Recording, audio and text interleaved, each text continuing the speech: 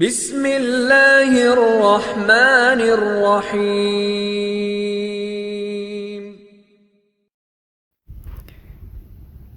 السلام علیکم عزیز طلباء اور طالبات، دار ارقم اقبال ٹاؤن کیمپس راولپنڈی میں ہوں آپ کی اردو کی ٹیچر مس سمرینہ خان، اور آج ہم کریں گے اردو کا پہلا ہفتہ، اور پہلے ہفتے کا آج ہم کریں گے سبق نمبر 2۔ سب سے پہلے آج کی تاریخ لکھتے ہیں سبق نمبر 2 پہ، اور آج کی تاریخ ہے 1 اپریل۔ سبق نمبر 2 میں ہم کریں گے پڑھائی اور وضاحت حمد کی، اور اس کے علاوہ ورک بک صفحہ نمبر 1 اور 2 کا کام کریں گے۔ تو ٹھیک ہے بیٹا، اب ہم شروع کرتے ہیں آج کا ہمارا سبق نمبر 2۔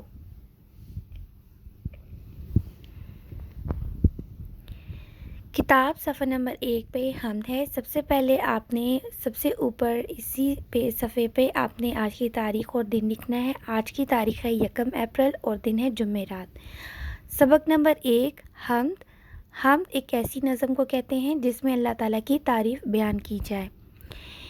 اس نظم کو پڑھنے کا مقصد یہ ہے کہ آپ کو پتہ چلے کہ حمد کسے کہتے ہیں، آپ کو پتہ چلے اللہ تعالیٰ کی عظمت کے بارے میں، اللہ تعالیٰ کی وحدانیت کے بارے میں، اور آپ کو اللہ تعالیٰ کی بہت سی صفات کے بارے میں پتہ چلے گا، اور آپ کے دل میں یہ احساس پیدا ہوگا کہ اللہ تعالیٰ ہی ہر شے کا مالک اور خالق ہے۔ تو پڑھائی شروع کرتے ہیں۔ کس طرح کریں ہم تیری قدرت بیاں، تیری حمد و ثنا ہے زباں در زباں، ہر طرف تیری جلوہ گری ذو فشاں، ذرے ذرے سے ہے تیری حکمت عیاں، وہ ہوں چھوٹے بڑے یا ہوں پیر و جواں، اپنے بندوں پہ رہتا ہے تو مہرباں۔ پیر و جواں کہتے ہیں بوڑھے اور جوانوں کو، پیر کہتے ہیں بوڑھوں کو، جوان جوان کو کہتے ہیں۔ عیاں کا مطلب ہوتا ہے ظاہر ہونا۔ ذو فشاں روشنی دینے والا۔ ثنا کہتے ہیں تعریف کو۔ کہ شاعر کہہ رہے کہ کس طرح ہم اللہ تیری تعریف بیان کریں، کہ ہم کتنی بھی تعریف کریں، اللہ آپ کی تعریف اتنی زیادہ ہے کہ ہم اسے پوری طرح سے بیان نہیں کر سکتے۔ ہر طرف اللہ تعالیٰ آپ کی جو ذات ہے، ہر طرف روشنی کرنے والی ذات ہے۔ یہ پرندوں کے اڑتے ہوئے کارواں، تیری عظمت کا ہے خوبصورت نشاں، دن کو سورج سے دیتا ہے تو روشنی، رات میں چاند تاروں کا دلکش سما، ہر جگہ تیری رحمت کے آثار ہیں، اے خدا تیری بخشش کی حد ہے کہاں۔ اس کو لکھا ہے ضیاء الرحمن ضیاء نے۔ بخشش غفور کا مطلب، اس کا مطلب ہے غفور، رحمت رحیم رحم کرنا، دلکش کہتے ہیں خوبصورت کو، عظمت کہتے ہیں بڑائی کو، کارواں کہتے ہیں قافلے کو۔ یعنی پرندوں کے جب قافلے اڑ رہے ہوتے ایک ساتھ تو وہ بھی اللہ کی عظمت ہی بیان کر رہتے ہیں، وہ بھی اللہ کی عظمت کا نشان ہے۔ اور سورج جب ہمیں روشنی دیتا ہے، اور رات میں جب چاند تارے بہت خوبصورت جگمگاتے ہوئے روشن چمکتے ہوئے دکھائی دیتے ہیں اور بہت خوبصورت منظر پیش کرتے ہیں، یہ سب کچھ اللہ نے بنایا ہے ہمارے لیے۔ ہر جگہ اللہ تعالیٰ کی رحمت کے آثار دکھائی دیتے ہیں۔ ہم کتنی بھی کوشش کر لیں، ہم اللہ کی بخشش کو، اللہ تعالیٰ کی رحمت کو بیان نہیں کر سکتے۔ تو بیٹا ہم کہتے ہی ایک ایسی نظم کو ہے جس میں اللہ تعالیٰ کی تعریف بیان کی جائے۔ اس میں ہم نے اللہ تعالیٰ کی مختلف صفات کو پڑھا، قدرتوں کے بارے میں پڑھا، اللہ کی رحمت کے بارے میں پڑھا، اللہ کی عظمت کے بارے میں پڑھا، اللہ کی ذات کے بارے میں پڑھا کہ اللہ کی ذات کس طرح ہر جگہ جلوہ گر ہوتی ہے، کس طرح ہمیں اللہ کی ذات ہر چیز میں دکھائی دیتی ہے۔ اب ہم اس کے مشکل الفاظ کریں گے، اور یہ ہے ورک بک صفحہ نمبر 1 پہ۔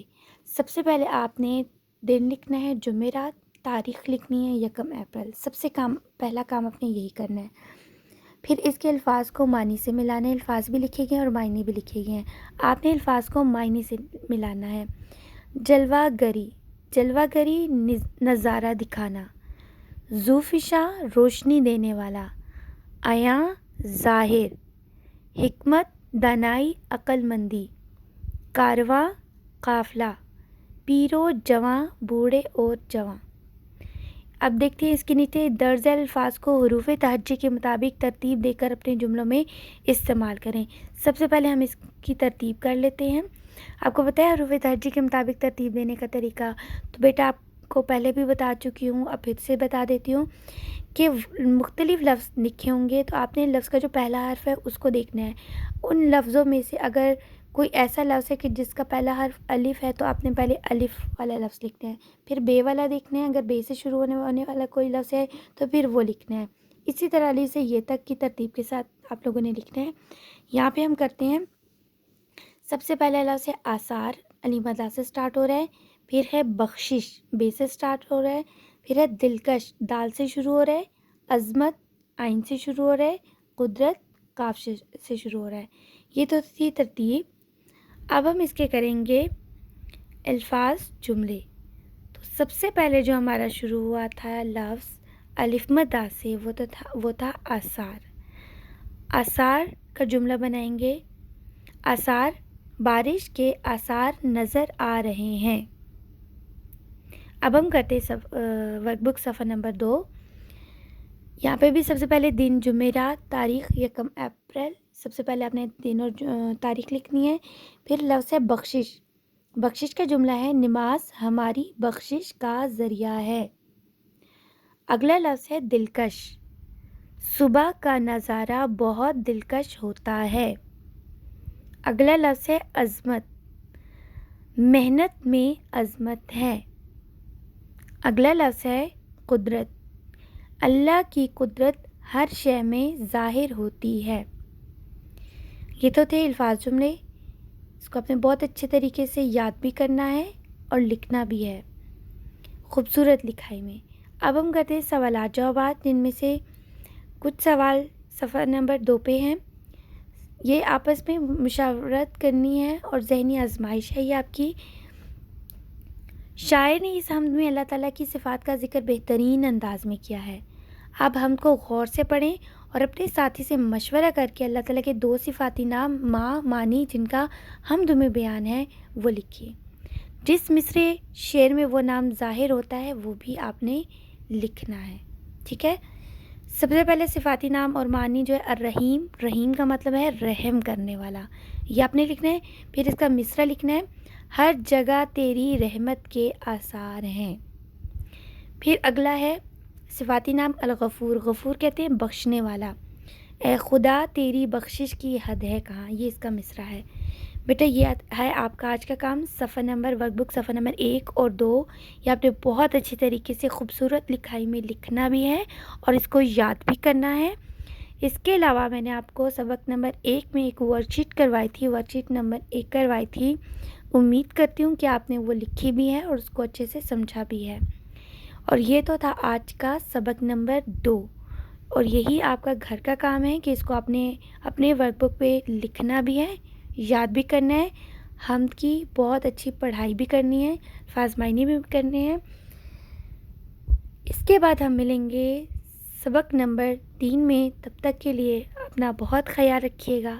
اللہ حافظ۔